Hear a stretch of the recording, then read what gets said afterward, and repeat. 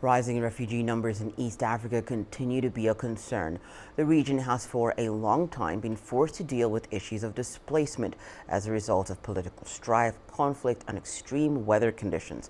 There have been calls for the region to deal with these challenges collectively. CGTN's Julie Shaya reports. Abdirizak Ali Osman fled his home country 13 years ago to escape a civil war which displaced large numbers of Somali people. He says he was warmly received in South Africa, where he rebuilt his life. South Africa has accepted most of the migrants who came into this country, no matter where they come from, whether they are from Africa or Asia.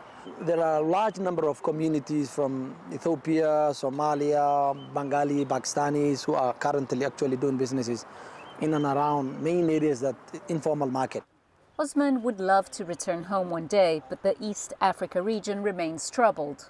Migrants from Africa, or maybe, or let's say East Africa, or maybe the Great Lake region, all of them are trying to find an alternative place to find a better life. And recently, that migration was also compounded by famine, drought, economic difficulties, and lack of securities. But those are the other factors that contribute to that.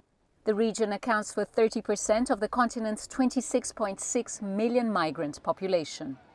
Economic migrants and refugees make up 3/4 of those on the move, which has risen considerably this year due to the conflict in Sudan. And so the flow of migrants across borders and internally, the numbers are going up by the day. You find that they are moving to neighboring countries which are already struggling with the internal issues in terms of unemployment, high rate of unemployment. There is issues with access to social services. So the refugees or migrants that come in put pressure on accessing those services.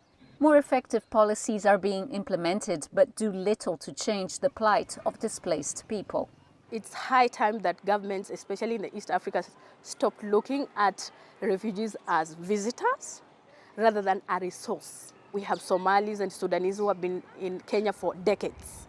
It's until 2021 with the adoption of the Refugee Act, the 2021 Refugee Act, which, if adopted and implemented, could be a game changer.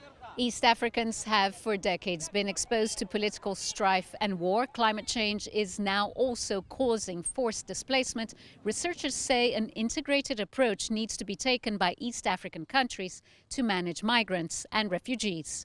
Julie Shaya, CGTN, Cape Town, South Africa.